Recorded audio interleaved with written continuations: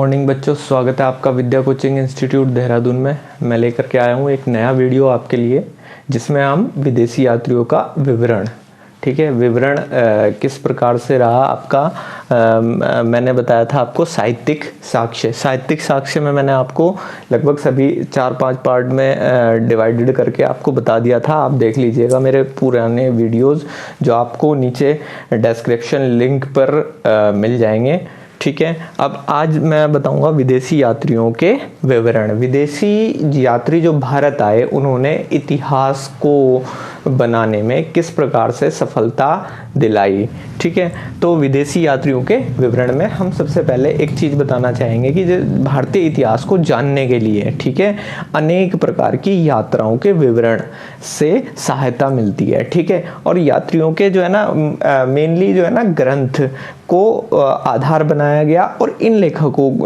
इनमें जो है ना जो आधार बनाया गया, इन लेखकों में यूनानी, रोम, चीन, अरबी, फारसी, तिब्बती इत्यादि रहे। मैं आपको एक एक करके बता दूंगा, ठीक है। यूनानी, रोम, दूसरा मैंने रोमन बताया, तीसरा क्या हो गया आपका, चीनी, ठीक है, अरबी, ठीक है, और फारसी हो गया, इसके बाद हो गया आपका तिब्बती, ठीक है। तो इस प्रकार से आपका जो है ना ये सारे के सारे आपके आ जाते हैं, ठीक है। यूनानियों में क्या थे आपके, टेसियस और हेरोडोटस, ये मेन थे, ठीक है। अब इसमें क्या था कि इनमें से ईरानी अधिकारियों की सहायता से, देखो जो टेसियस था वो एक प्रकार का क्या था, राजवैद्य था, जिसने ईरानी अधिकारियों की सहायता से भारत के बारे में जाना था। किसने, टेसियस ने, ठीक है। टेसियस के बारे में मैं बता रहा हूँ आपको, क्या बताया गया है कि ईरानी अधिकारियों की सहायता से भारत के बारे में इसने जाना था, ठीक है। और हेरोडोटस को जो है ना इतिहास का पितामह कहा जाता है। इसको क्या कहते हैं, इतिहास का पितामह, ठीक है। इसको इतिहास का पितामह क्यों कहा जाता है, क्योंकि इतिहास की शुरुआत इससे मानी जाती है मेनली, ठीक है ना। और 5वीं शताब्दी ईस्वी पूर्व उसने जो है हिस्टोरिका नाम की एक पुस्तक लिखी थी। इस कारण से 5वीं शताब्दी ईसा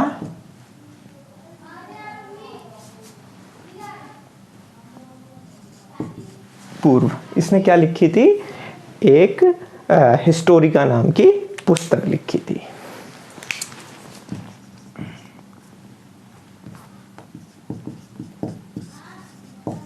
हिस्टोरिका नाम की एक पुस्तक लिख दी थी, ठीक है। और फारस के साथ भारत के संबंध के बारे में बताया था। इसमें ही बताया गया है फारस और भारत के संबंध, सॉरी,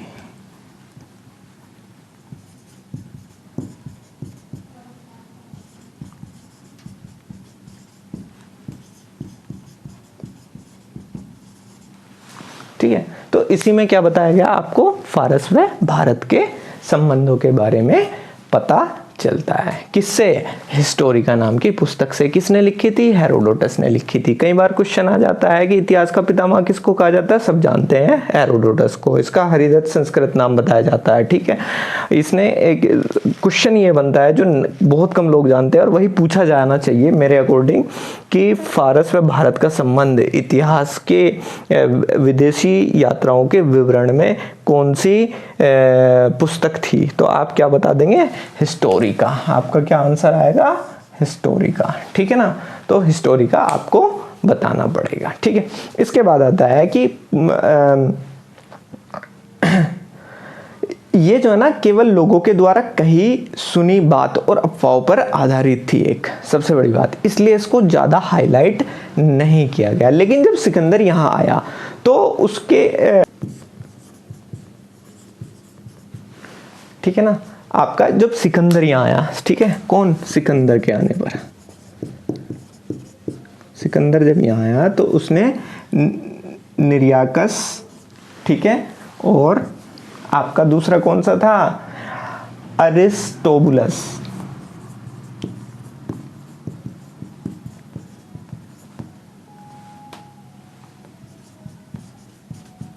और तीसरा कौन सा था आपका, अनिक्रेटस।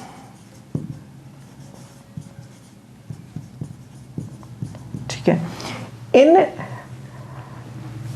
तीन के विवरण यहाँ पर जो है ना एक प्रकार से प्रमाणित है। जब सिकंदर यहाँ आए तो उसके साथ आने वाले लेखकों में निरियाकस, अरिस्टोबुलस, अनिक्रेटस के विवरण जो है ना इनके प्रमाणित हैं। ठीक है, और सिकंदर के बाद मुख्यतः मेगास्थनीज, डाइमेकस, डायनोसियस नाम के 3 राजदूत यूनान से भारत अर्थात पाटलिपुत्र में जो है ना मौर्य दरबार में आए थे। मेगास्थनीज था पहला आपका, दूसरा था डायोनिसियस। मैंने आपको बताया मेगास्थनीज, डाइमेकस, डायोनिसियस 3 जो है ना ये आपके सिकंदर के समय पर आए थे। ठीक है ना, ये राजदूत हुआ करते थे। ठीक है ना, और यूनान से भारत अर्थात पाटलिपुत्र के मौर्य दरबार में आए। ठीक है, सेल्यूकस निकेटर का राजदूत मेगास्थनीज, जिसने इंडिका नाम की पुस्तक लिखी। इसने क्या लिखी आपकी, इंडिका नामक, ये क्या लिखते हैं आपकी, इंडिका नामक पुस्तक लिखते हैं। ठीक है, और इसमें क्या रहता है आपका जो मौर्य काल की संस्कृति और समाज है, ठीक है, उसके बारे में और भारत का यूनान से क्या संबंध था इसके बारे में बताता है। हालांकि ये पुस्तक मूल रूप में उपलब्ध नहीं है। इसके बारे में ना जस्टिन स्टेबो और जो एरियन, ये इस टाइप के जो कृतियां हैं ना इनकी, उनके अंदर इसके इंडिका के प्रमाण आपको मिलते हैं। जबकि डाइमेकस जो है ना, डाइमेकस जो है आपका सेल्यूकस सीरिया, जो डाइमेकस सेल्यूकस था वो सीरिया के राजा एंटियोकस का राजदूत था। किसका राजदूत था ये, एंटियोकस का। ठीक है ना, ये था एंटियोकस का राजदूत। सॉरी मैंने कर दिया। ठीक है ना, ये एंटियोकस का राजदूत हुआ। ठीक है, और बिंदुसार के दरबार में आया था। जबकि जो डायोनिसियस था वो मिस्र के राजा टालमी फिलाडेल्फिया का, ये किसका था, टालमी फिलाडेल्फिया का था।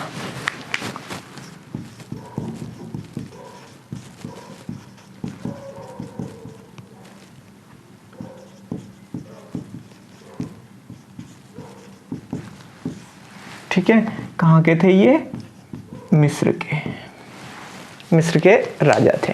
ठीक है, और अशोक के कार्यकाल में भारत आया। कौन,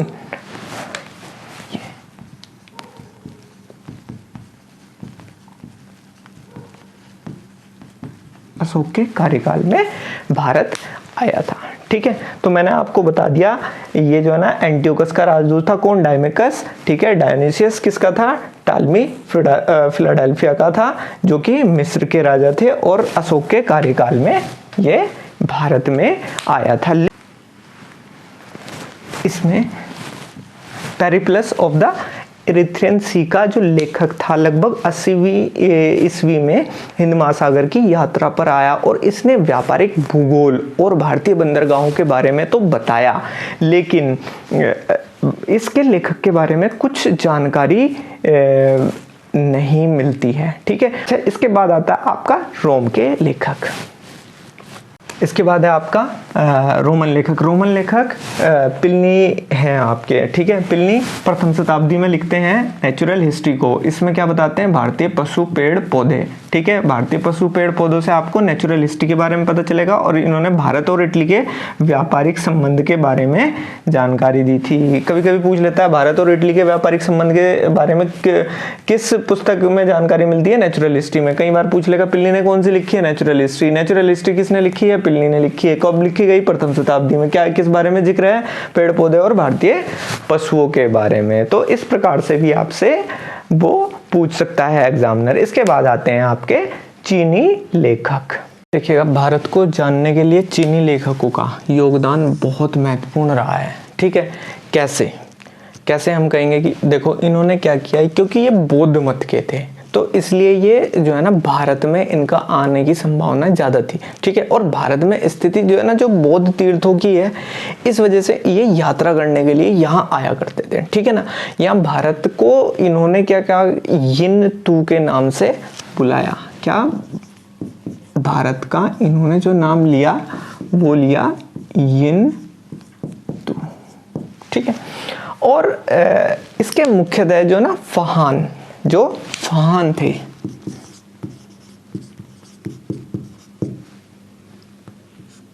फहान जो थे, इन्होंने क्या किया, ये जो ना चंद्रगुप्त द्वितीय यानी कि आपका विक्रमादित्य के दरबार में 375 से 415 ईस्वी में भारत में आए थे। कब आए थे, 375 से 415 ईस्वी के बीच में ये रहे, ठीक है।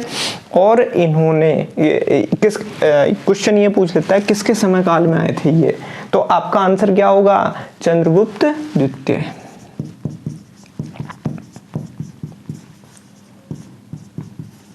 ठीक है ना। तो आपका आंसर हो जाएगा चंद्रगुप्त द्वितीय के काल में ये भारत में आए थे। और इन्होंने क्या किया था, मध्य प्रदेश के समाज और संस्कृति का सबसे ज्यादा वर्णन किया था। और यहाँ की ये भी बताया कि यहाँ की जनता जो है ना समृद्ध और सुखी है, ठीक है। और जो स्वागत करने की एक विधि है ना, बैल बजा करके, घंटी बजा करके, वो भी पहली बार इन्होंने बताई थी। किन्होंने बताई थी, फहान ने बताई थी, ठीक है। उसके बाद आता है आपका सुंग्यून।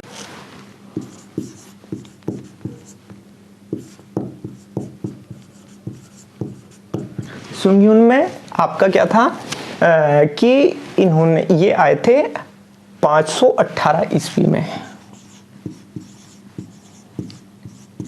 यहां आए थे, ठीक है। और 3 वर्ष तक का इन्होंने यहां समय व्यतीत किया और बौद्ध ग्रंथों की कई सारी पत्रियां एकत्रित की थी। इनका कोई खास इतना बड़ा योगदान नहीं रहा। इसके बाद आए ह्वेनसांग,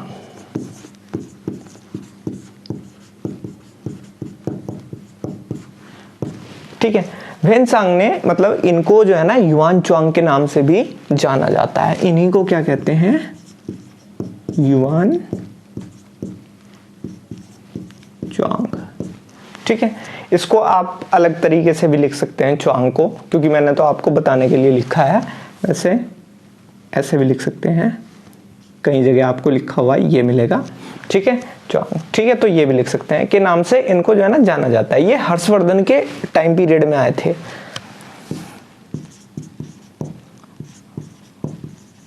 हर्षवर्धन काल में आए थे, लगभग कब, 629 में,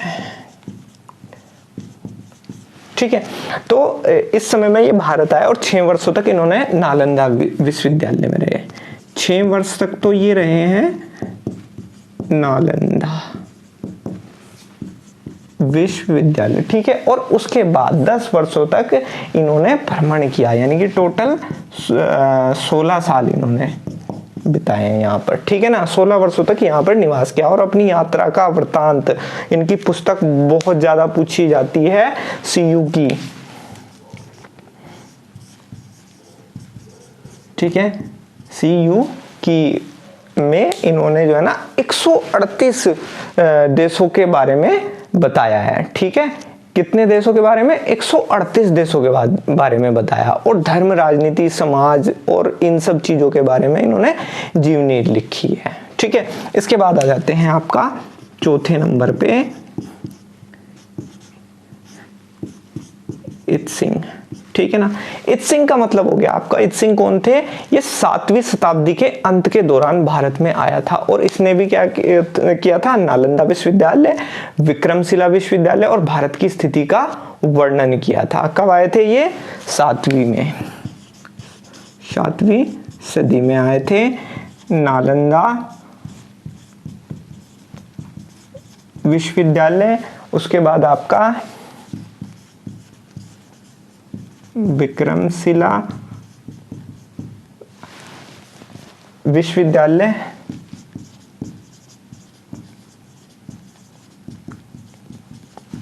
और भारत की स्थिति।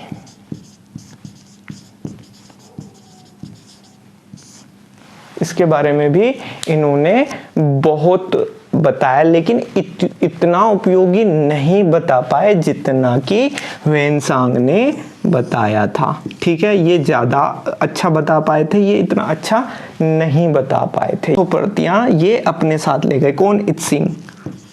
400 प्रतियां साथ में ले गए थे ये, ठीक है ना, अपने यहाँ से, ठीक है। और जो है ना, इसके अलावा एक आपका आता है मातवान लिन, जिन्होंने हर्ष के पहले के अभियान के बारे में बताया था। कौन आपका आता है, मातवान लिन, ठीक है। इन्होंने जिसने क्या बताया था, हर्ष के पहले के अभियान के बारे में बताया था। और चाओजू कुआं का उल्लेख भी मिलता है, जिसमें चोल इतिहास, चीन और अरब के व्यापार के बारे में बताया गया है, ठीक है। किसमें, चाओजू कुआं में, चाओजू कुआं, ध्यान रखिएगा।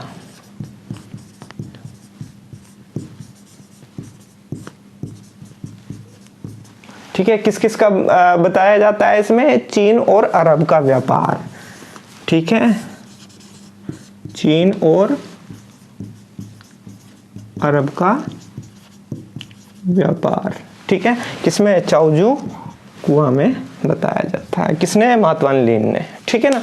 तो ये आपका चीनी लेखक कंप्लीट हो जाता है, इससे ज्यादा कुछ आएगा नहीं। इसके बाद है नेक्स्ट अरबी लेखक। अरबी लेखकों का इतिहास की जानकारी देने के लिए महत्वपूर्ण योगदान इसी प्रकार से रहा जिस प्रकार से पुराने इन लेखकों का रहा है। इसमें पूर्व मध्यकालीन भारत के जो समाज और संस्कृति के विषय में जानकारी दी, जिसमें सुलेमान 9वीं सदी में भारत आया और पाल प्रतिहार शासकों के बारे में वो जानकारी देता है एक तो, ठीक है। कौन, सुलेमान।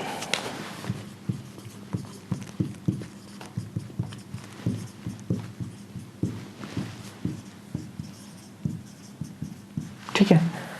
अल मसूदी का एक ग्रंथ है मुरुजुज जहब।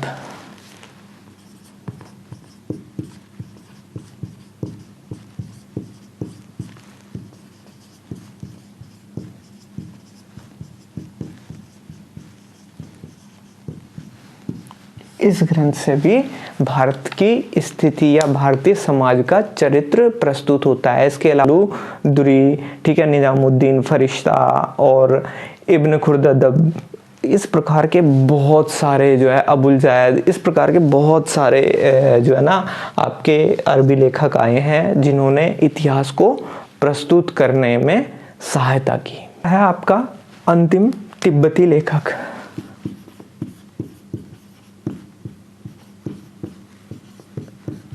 तिब्बती लेखकों में आपका जो है ना 12वीं सदी में आए थे तारानाथ। तारानाथ के जो है ना कंग्युत्तर और तंग्युत्तर ग्रंथ बड़े फेमस हैं। तारानाथ के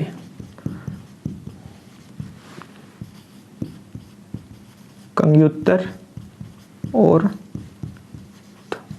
तंग्युत्तर, ठीक है ना, दो बड़े फेमस ग्रंथ हैं। और ग्रंथों से ये जो ग्रंथ हैं इनसे बहुत सारे ऐतिहासिक वृत्तांत मिले हैं, बहुत सारी घूमने की जानकारी मिलती है, जिससे भारतीय इतिहास को जानने में जो है ना सफलता प्राप्त हुई थी। ठीक है, वेनिस के प्रसिद्ध यात्री एक जो मार्को पोलो थे, मार्को पोलो जो कि 13वीं सदी में पांड्य क्षेत्र में यात्रा के लिए आया था। उसने पांड्य इतिहास के बारे में बताया है, कई बार आ जाता है। पांड्य इतिहास को कौन बताता है? पांड्य इतिहास को मार्को पोलो ने बताया। ठीक है, कहाँ का था ये? वेनिस का था ये। ठीक है ना, ये ध्यान रखना है आपका, ये इम्पोर्टेंट है आपका।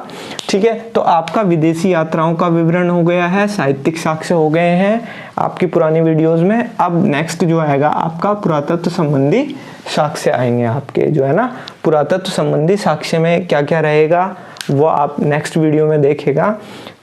मेरी वीडियो में अगर आपको कोई चीज़ समझ नहीं आ रही है, उसको आप व्हाट्सएप के माध्यम से या मेरे मोबाइल नंबर के कांटेक्ट के माध्यम से आप मुझसे कांटेक्ट करके पूछ सकते हैं। जीमेल एड्रेस है हमारी, जो वेबसाइट है उस पर आप डेली